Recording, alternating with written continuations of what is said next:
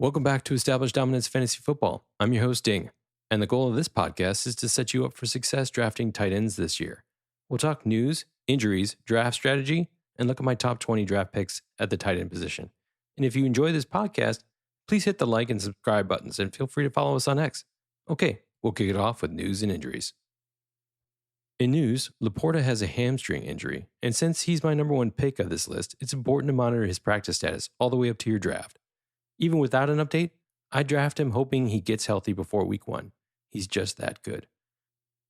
Njoku is dealing with some soreness. Bowers has a foot issue, but there's no real specificity. He's missing some valuable summertime reps, and that definitely affects his ranking. In non-related news, I had Marvin Mims at number 54 in the wide receiver rankings. I've decided to drop him out and replace him with Mike Williams. I just couldn't stomach another Denver receiver in the top 60, and Williams has more potential. There, now I can sleep better at night. Also, I've concluded that Alvin Kamara is ranked too high in my running back list. I was hoping for a breakout year, but I was wrong. His recent back injuries to the starting offensive line, and Taysom Hill's vulturing is just too much. Here's how I've altered my top 20. I dropped Kamara all the way down to 22 and moved everyone up 1. And now you're caught up. Let's talk draft strategy. When we look at tight ends, I'm still a big believer in potential and opportunity. But when you're drafting a tight end, the flow of the draft is very important. There are a couple of tight ends that go very early in the draft, like round 3, 4, and 5.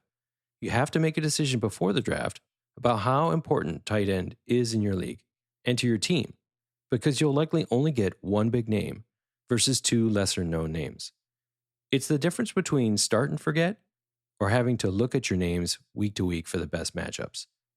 Elite tight ends get over 100 targets and the chance at 8 to 10 touchdowns or more, and are often matchup proof. Their importance is also felt more strongly in a league where you have minimal bench players to rotate in. Choosing an elite tight end can open up bench space for backup wide receivers and running backs, which is crucial. Red flags when considering tight ends to draft are no different than the ones we discussed in the wide receiver category. This year, health is a huge factor in the position, and I'll try to highlight that throughout. Finally, if you have a player that is in your top 15 that most people don't think belong there and tend to draft much later, draft that player closer to their ADP. Make sure you get him, but don't sacrifice an early round pick for a tight end you may be able to get by guaranteeing it 2 to 3 rounds later if you believe it's your guy. All right, let's take a look at draft trends and ADP. The top 20 drafted tight ends take many rounds to finish and are scattered this year through most of the first 12 to 15 rounds. However, many leagues have a run on tight ends where several players draft tight ends sequentially or in the same round and create a panic. Personally, I love to create those and throw other players off their strategies. Trust your gut and get the player you want, just don't overpay for him. In most leagues, here's generally where the tight ends are going off the board. In round 3, it's Laporta. In 4, Kelsey and McBride. In 5, Andrews, Kincaid. In 6, it's Pitts. 7 is Kittle and Ingram. 8, Ferguson. 9, Bowers and Njoku. 10, Goddard. 12, Hawkinson, Freiermuth. 13, Schultz. Round 14, Kmet, Hill. Round 15, likely Musgrave. 16 is Conklin, 17 is Otten, and Henry. And that pretty much takes care of the top 20, at least the way they're coming off the board right now. I don't agree with these, but that's where they're coming off the board. Now it's time for my top 20. As always, the assumptions first. Players will be available to play for at least 16 games because we can't predict injuries, although this is really huge in this category due to the limited number of elite and second-tier talent, so we will discuss injuries more than normal. We use PPR scoring, so if you're in a non-PPR league, I'll highlight players that fall a bit. And then opportunities and potential are still the key, but anything can happen. Be flexible and draft a second tight end if necessary to cover your bets, so to speak. And here we go. At number 1, I have Laporta out of Detroit. Again, I'm a Detroit fan. He has an injury concern though with his hamstring, but he has huge touchdown potential. The strength of schedule is higher, and you're going to have to sacrifice a 3rd round pick just to get him. Ouch. That's a little too high a price. I love him, He's number one, but I'm probably not going to go after him. At number 2, it's Kelsey. And because, well, it's Kelsey, it's time to sacrifice a fourth rounder and get him. Number 3, I have Ingram. He's a PPR monster. Last year, he had 100 plus catches. Now, if you're in a non PPR league, this is a guy you're going to drop down a healthy 3 to 5 spots, but he's still a top 10 guy. He's been healthy the last 2 straight years. His ADP is very high, so this is another guy you can wait on, which makes him even better. At number 4, I have Trey McBride. Success for him is directly tied to Murray's health. He had 53 catches with him in 8 games last year, but only 2 touchdowns. Again, if Murray has a healthy season, he could see 100 catches. That's fantastic. But if you're in a non-PPR league, this is not your guy, and you'll have to drop him down about 4 spots. There are really no other receivers right now, so he has an opportunity to get more touchdowns. Trey McBride is going to have a good season if he stays healthy. At number 5, I have Ferguson out of Dallas. He's really the number 3 threat when you're thinking about receiving. His numbers could actually increase. He scored 177 points last year, and that's really awesome. He's going 9th off the board, though.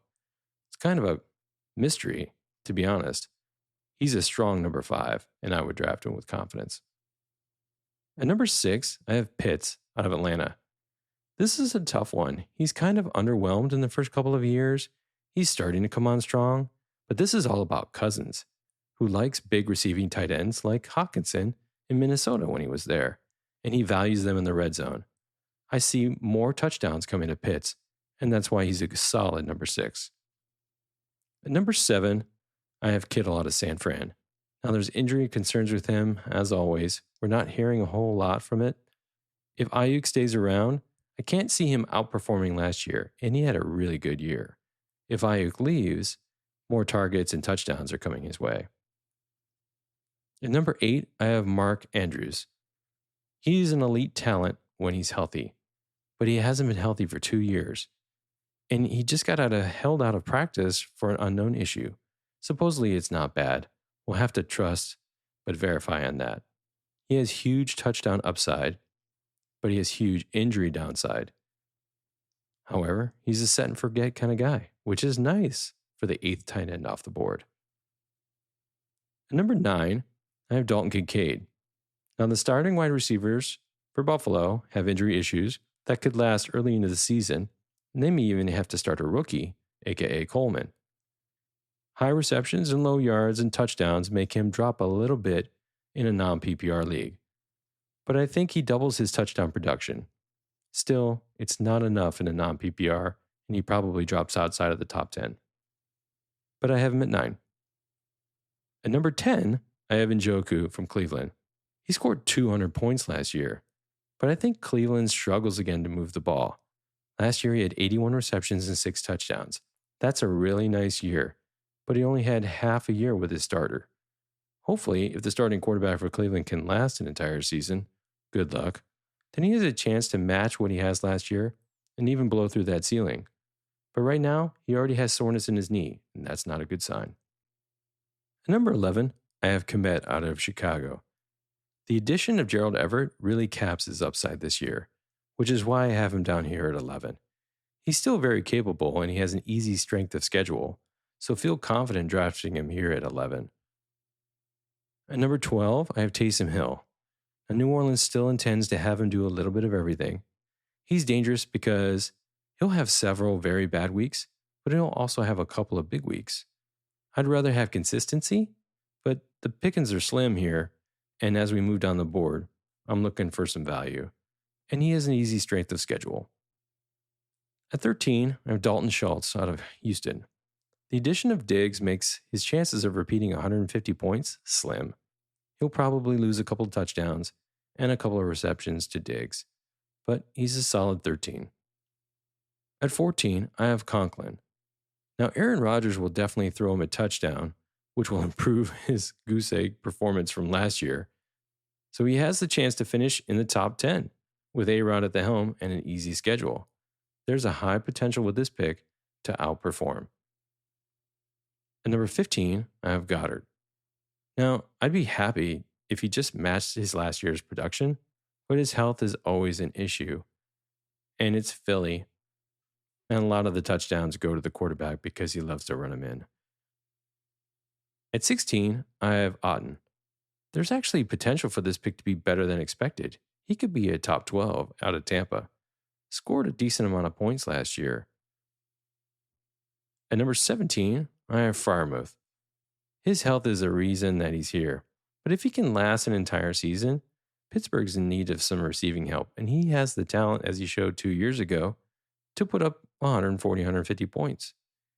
If he stays healthy, he could definitely outperform a number 17 finish. At 18, I have Bowers. Now, his foot injury is an issue. He's missing valuable reps here in the summer, and Mayer is still there, and that was last year's rookie. So a timeshare could develop between those two, but if his talent can shine through and he can stay healthy, he can outplay Mayer and finish in the top 12. At number 19, I have Jonnu Smith. I'm surprised I have him this low, but I don't really have good vision into how Miami is going to use him. They brought him in and paid him as another receiving weapon, but they have so many weapons on their team already. I don't know if Smith can match his touchdown production from when he was a strong tight end at Tennessee, but there's a chance he gets into the top 15, and there's a lot of opportunity at this pick, and I would love to get some exposure to Miami, so this is a solid 19. And number 20, I have Gesicki out of Cincinnati. I think he'll be the starter. It's not very exciting pick here, but we're at number 20, let's be honest. And their strength of schedule is pretty easy. So there's a lot of potential and opportunity here. And that's my top 20. Pro tip: there are some circumstances where I won't even consider a tight end from specific teams because they're so bad or the rotation is completely unreliable. Here are the teams I'll stay away from this year unless I'm in the 30th round of a best ball draft: Carolina, Indianapolis, Los Angeles Chargers, New York Giants, New England, and Denver, because it's Denver. And there you have it. Hopefully you can draft the tight end you need and want, and they stay healthy all year. Keep in mind that these rankings can change quickly due to injuries and other events.